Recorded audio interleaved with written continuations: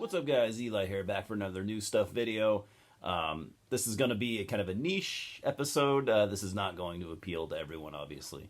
I don't expect many people to watch this, but for 2 or 3 of you out there that might appreciate this kind of thing, this is for you. So, got no music to show today. I have some like action figure toy stuff that I picked up recently, and I got some books. I'm gonna do a part 2 of this with comics. I was gonna do it all in one, but I actually picked up a pretty good stack of comics and graphic novels and stuff. So yeah, let's get started and see what I got. So I'm a big fan of the Puppet Master series. Full Moon features. Not all of them are good, obviously, but the ones that are good I like a lot. And even more so, I'm a fan of the puppet designs. I think there's some great characters in there, and just a big fan. So I picked up, let's see, when Full Moon had a sale, I think it was a couple of months ago at this point, I picked up a couple of the Puppet Master action figures that I didn't have. So I got Torch. This is Series 1, apparently. Torch, one of my favorites. And show the back. These are pretty well done for what they are. They're just small figures. Probably going to keep these in the packages because they just look cool that way. I'm kind of 50-50 on my toys and stuff. Sometimes I take them out. Sometimes I guess it depends on the packaging. And I also have Blade, who is kind of like the flagship character for the series. Really, he's like the leader and the most popular. So I still need a few others, but got those 2. And next, as you guys probably know, I'm a pretty big fan of the movie Gremlins. I've droned on and on about it on this channel at least a dozen times, probably. I'm an even bigger fan of the character of Gizmo. I guess he's okay. So I'm not like the biggest collector of Funko Pops, but I do have like a dozen of them or so. Some of them I think are really cool, and when I see one that I really want, I usually snag it. And I had to get this. This is a Entertainment Earth exclusive. I'm not sure. I think that's a store. I'm not really sure, but I got this this cool Gizmo. I usually keep these. I usually leave these in the box. I don't know about you guys, or if any of you are dorks like me that collect these. I think he looks pretty awesome. They had Stripe too, but I didn't get him. I might go back and get Stripe as well. I like Stripe. I'm more of a Gizmo guy, but I like Stripe too. I like the Gremlins as well as the Mogwai. And then I got this at Walmart the other day. This is a Walmart exclusive. Flocked Gizmo. Flocked meaning he's like fuzzy, which is whatever. I don't care about that. But I think I thought it was pretty cool. And of course, I fucking had to have it. So there's the toys. I'll go through the books real quick here. Obviously, fewer and fewer people read these days. It's kind of like a dying thing, I guess. But people that read, if any of you guys are readers, you know what I mean. It's just one of those things where I think everyone should read. I know it sounds like a dork-ass thing to say, but in addition to the other art forms, or things that I like to do I don't want to say just pass the time, because it's more than that to me. I spend a lot of time listening to music. I spend a lot of time watching movies, but it's more than just passing time. But reading is, to me, it's just like it's something that I have to do. I feel like to the point where I feel guilty if I go, let's say, 3 or 4 weeks and I haven't even cracked a book open. Like, I feel legitimately bad about myself, and that might sound kind of stupid, but it's just, I don't know.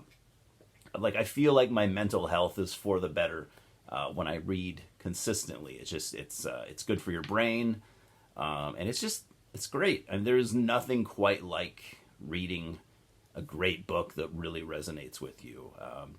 If you're not a big reader, I suggest finding a book, because it's out there. Do some research, find a book that you think you'll like. Buy it and just give it a shot. I think your life will be better for it. So enough preaching there. I don't mean to sound holier than thou or anything like that. Not everyone's into reading, but I just think more people should at least give it a shot. So I've been for the last decade or so, I'm also a procrastinator. For the last decade or so, I've been picking up the Brian Lumley Necroscope books. There's a shitload of them in the series. I don't even know which ones I have and which ones I don't.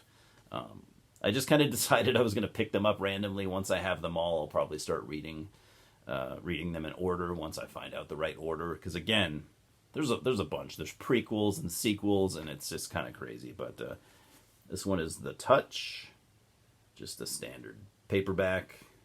And yeah, so Brian Lumley, he's a good writer. Necroscope was from what little I know, it's like a vampire series. Like a brutal vampire series, which I love vampire shit, and stoked to finally start reading that series whenever I actually get to it. I will get to it eventually, I think. Maybe I won't. My all-time favorite writer would be H.P. Lovecraft, so I picked up, and I have most of his stuff, if not all of it. I picked up this Watchers at a Time, H.P. Lovecraft, and August Derleth. So August Derleth was another author. He was friends with H.P. Lovecraft while he was still alive. They were pen pals. I don't know if they ever met in person. I love how, like, the 1920s and 30s, you had all these writers who were pen pals with each other. It was like the original internet. Like, a lot of them never even had the chance to meet up. They just would write letters back and forth to each other, fan of each other's work. So August Derleth was a collaborator also. He would, he had permission from Lovecraft to, take ideas from Lovecraft's universe and, make his own stories out of that universe. And if I remember correctly, I think August Derleth finished... I think he was one of the writers that finished some of Lovecraft's stories after Lovecraft died. I think he finished, some of his unfinished works. Correct me if I'm wrong. I believe he did. But anyways, my memory kind of sucks. But so I'd actually never read any of the August Derleth Lovecraft collab stuff. So I'm really excited for that. I think that's some of the only Lovecraft stuff that I didn't already have and I haven't read before. So super stoked for it. Next, we got a book that I've been wanting for years and years and years. There's no reason why, I didn't already have it, but I have it now, and I'm happy. I got to start reading this ASAP because, again, I wanted it for so long. God Is Not Great by the wonderful, now deceased R.I.P. Christopher Hitchens. So Christopher Hitchens was a writer. He died of cancer 10 or 15 years ago, something like that. He was really famous for challenging religion publicly. He did tons of debates with Christian prominent Christian figures. He was just great. He was a British guy. He was just so eloquent. One of the best public speakers I've ever seen to this day. He was just, to put it bluntly, a fucking absolute legend. I highly recommend, if you're not a fan of religion, I highly recommend just type Christopher Hitchens in YouTube and just watch any video and every video that pops up, because it's just pure. Every time the man opened his mouth, as far as I'm concerned, was just pure fucking gold. To this day, I've never seen anyone that could speak quite like he could. It was just, he was a next level thinker, if you will. And what's funny is I didn't really get into atheist activism until maybe the last decade or so, maybe even less than 10 years. I'd never heard of Christopher Hitchens until he was already passed. So he was already, he was already gone by the time I got into his work, which bums me out a little bit, but it's okay because he left behind a massive legacy that will stand for basically, forever. It's us atheists will never stop talking about him, and I'm happy about that. One more book. This is a doozy. I'd heard of this before. If you follow my channel, whether you care about it or not, you'll notice that I've been kind of getting into film review lately, and it's something that I've been really enjoying. I felt the need to stretch my channel out a little bit. I couldn't just talk about physical media like music. I couldn't just talk strictly about music all the time and, physical media. And that is why I started my channel. But, it wasn't too long after starting where I'm like, I need to broaden out just a little bit. So I've been cranking out these film reviews. Maybe I'm not great. Maybe I'll never be great at it, but I've been enjoying it for what it's worth. So I have a bunch that I haven't uploaded yet. I think some of my more recent ones are a little bit better than my earlier ones. So I guess maybe I'm making some progress. Anyways, picked up this film theory and criticism. This is like the Bible of film review.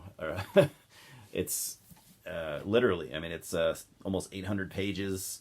What's cool about this is, I could be wrong, but it would appear that I think somebody that owned it, maybe the original owner, might have went to film school, because if you open it up and if you go to the table of contents, you have notes where it's like, and there's a lot of scribbling throughout this book.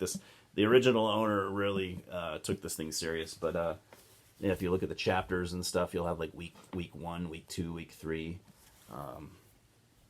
So I think that either the original owner or at some point, I think this was owned by somebody that went to film school. I mean, look at this. I'm not going to film school. I'm too old to start over. I never wanted to be a filmmaker anyways, but film review I do enjoy. So, man, this thing is just such a beast. I'll read it. It may take me some time to get through it, but I will read it. And anyways, anyone familiar with this or any of this stuff, feel free to talk to me. I love conversing with you guys, and that's it for now. I think my next one will be showing my comic books and graphic novels and stuff, and that'll be fun. So anyways, I hope you guys are doing great, and we'll talk soon. Cheers.